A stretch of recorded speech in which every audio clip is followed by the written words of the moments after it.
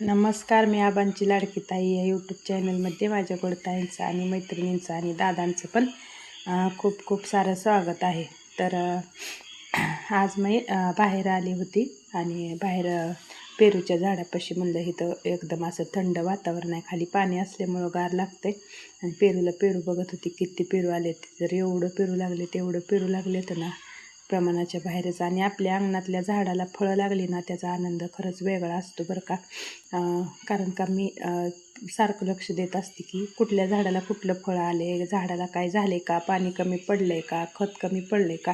आणि जास्त करून मी शेणखत वापरत असते, शेणखतच झाडांना टाकते. पेरूला शेणखत टाकलं होतं, लिंबोणीला शेणखत, आळूच्या भाजीला शेणखत, असं प्रत्येक झाडांच्या बुडात ना एक दोन पाट्यात असते. आणि शेणखतामुळं पेरू असा एकदम हिरवागार दिसतो आणि पाणी पण सारखं त्याच्या बुडात पाईपलाईन जवळ असल्यामुळं चिटकून पडते.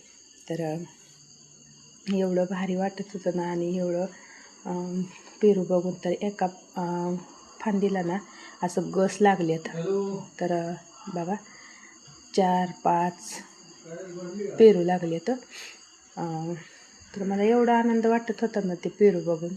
तर खरं खूपच भारी वाटत होतं. आणि ही लिंबुणी पहिल्यांदा लिंबुणीला पण लिंब लागले त्यावेळेस उन्हाळ्यात ना आपल्या घरच्या लिंबुणीचीच लिंब आहे ती सरबताला, ती पण खरंच खूप छान वाटतात. लिंबुणीच्या बुडात ना पाईप असल्यामुळं तिथं खांता जास्त येत नाही, पण शेणखत मी टाकते तिथं. शेणखतामुळं लिंबुणीला पण एकदम छान लिंब लागली ती.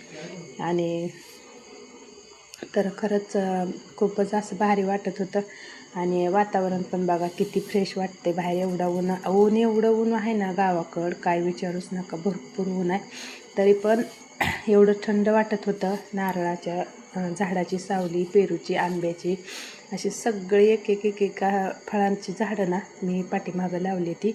आणि शेवग्याचं पण आहे, पण शेवगा ना मी येऊन देत नाही, मोडून टाकते. कारण का तर लिंबुणीला मग सावली पडते आणि लिंबुणी जास्त वाढत नव्हती जरा, म्हणून शेवगा काढून टाकला. पण एवढं शेवग्याला लवकर शेंगा लागत नाही, पण झाड एवढं मोठं होतं आहे की काय विचारूच नका. आता आवळ्याचं पण तसंच होणार आहे, भरपूर मोठं झाड होणार आहे तिथं पण. रामफळाचं कसं मोठं झालं आहे तसं रामफळाचं तर एवढं मोठं झाड झालं आहे ना, भरपूर मोठं झालं आहे. आता आवळा पण तसाच विकत आणलेलं मी 120 रुपयाला रोप. आणि आवळ्याच्या झाडाखाली ना असं लक्ष्मीचा सहवास असतो असं मी ऐकलेलं, त्यामुळं मी आवळ्याचं झाड आणायचं ठरवलेलं. आणि इकडं बघा आनंद माझा खरंच गगनात असा मावत नव्हता बरं का. एवढा मला आनंद झाला कारण का खुशी तशी भेटली. तर ही ना आंब्याचं झाड आहे. आणि ही आंब्याचं झाड आहे ना, ह्याच्या आपल्या लोणच्याच्या कैऱ्या आहे त्या, म्हणजे लोणच्याचा आंबा आहे, आंबट एकदम. आणि पाहिजे आपल्या अंगणात प्रत्येक झाड वेगवेगळ्या प्रकारचं पाहिजे, म्हणजे प्रत्येक झाडाचा फळांचा आपल्याला आनंद घेता येतो, असं माझं तर म्हणणं येतं. नारळ, पेरू, चिक्कू, आंबा सगळं फळं आपल्या अंगणात असावी. कुठल्या पण झाडाला असं फळ लागलं की बघा खूपच छान वाटतं. आणि मला पण खरंच खूपच छान वाटत होतं. तर इकडं मग माझं असं बघायचं चालू होतं की, आणि इकडं बसायला तर एवढं छान वाटते ना, एवढं गार वाटते ना, बाहेरचं फ्रेश वातावरण खरंच खूपच भारी वाटते. तर थोड्या वेळ मी बसली निवांत अशी झाडाखाली. आणि हे पाठीमागं आवळ्याचं झाड दिसेन थोडंसं वाकडं झाले तर त्याला ना सरळ करायचं, वडून बांधलं झाडाला किती सरळ होईल. पण मोहोळ एवढं मोठं मोहोळ बसले ना त्या झाडाला, त्यामुळं ती तसंच राहून गेले. ती थोडासा बाग पडायला लागला आहे. परत लहानपणीच वळण पडते, एकदा मोठं झालं आणि वाकडं झालं की मग ती वाकडंच राहिलं असं माझं तर म्हणणं येते. मग मोहोळ उठल्याशिवाय तर काहीच करता येत नाही. आणि मला ती मोहोळ असं ही पण होई नाही का, झाडता पण ये नाही, खालीच आहे, एवढं जास्त वर पण नाही. पण कसं मुलं ही पटदिशी पळते, माश्या आपल्याला चावल्या तर भीती वाटते, म्हणून मी ती काय झाडलंच नाही मोहोळ. आणि रामफळाला परत रामफळाच्या कळ्या लागल्या त्या. आता सीताफळाला पण सीताफळाची कळ्या लागल्या त्या, कुठं छोटी सीताफळं लागली ती. असं म्हणजे सीजन बंदच नसतो बघा. आंब्याचा सीजन, पेरूचा सीजन, रामफळाचा सीजन, सीताफळाचा सीजन, असं म्हणजे सारखं त्याचं चालूच असतं. तर इकडं मग असं बघत होती मी की कसं वाटतं इकडचं तिकडचं वातावरण दाखवायला बघायला पण खरंच खूप भारी वाटतं बरं का. आणि आपल्याला आनंदाचा क्षण साजरा करायचा वेळ आली आता. स्वामी आईचं कृपा झाली आपल्यावर आणि एवढं मोठं छान काम झालं आहे ना, तर ते काम फक्त 80% झालं आहे आणि 20% राहिले. तर ती 100% पूर्ण झालं ना, मी माझ्या यूट्यूब फॅमिलीला 100% सांगणार म्हणजे सांगणारच. म्हणून थोडासा आनंद तुमच्यासोबत मी साजरा करते.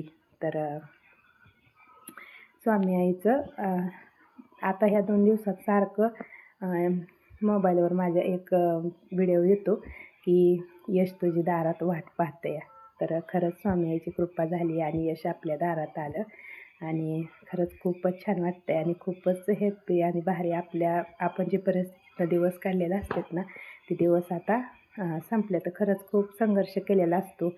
आपल्या जीवनात चढ उतार भरपूर असतातच, पण कुठल्याही संकटाला आपण सामोरे गेलेलो असतो आणि ते संकट खरंच मागं सरकून आपण पुढं जाण्याचा प्रयत्न करतो. मग त्यात यश अपयश असं मिळतच जातं आपल्याला. पण आपण हार मानायची नसती. कष्ट किती असू द्या, पण त्या कष्टाला कधीच कमी पडायचं नसतं असं माझं तर म्हणणं आहे. मी कष्टाला कधीच कमी पडत नाही. कारण का, जे येईल ते आपल्या हातात काम करायचं. हे काम माझं नाही, ते काम माझं नाही असं तर माझं कधीच नसतं. आणि हिंमत बांधून केलं ना, मग यश यायला पण वेळ लागत नाही. तर स्वामी आईची माझ्यावर कृपा झाली आणि यश आलं, आशीर्वाद मिळाला. आणि स्वामी आईचं एक नेहमी वाक्य असायचं की भिवू नकोस, मी तुझ्या पाठीशी आहे. तर खरंच स्वामी आई हे वाक्य मला खरं करून दाखवलं आज. भिवू नको, स्वामी आई माझ्या पाठीशी आहे असं मी तर म्हणेन. आणि इकडं बघा परत मोठा आंबा आहे. तर ह्या पण आंब्याला एवढं आंबं लागले तर की भरपूर आंबं लागले. तर माझं सकाळ एकदम सकाळी 8चं टायमिंग होतं बरं काही. तर मकाला एवढी आळी पडलेली ना, भरपूर आळी पडलेली. तर म्हणलं चला अगोदर सकाळी असं फवारा मारून घेऊया. फवारा मारून झाला की मग परत पाणी लावून टाकलं मकावर. दिवस पाळीची लाईट होती, रात्रपाळी लागल्या परत अशी बारकी दारं धरता येत नाही ती.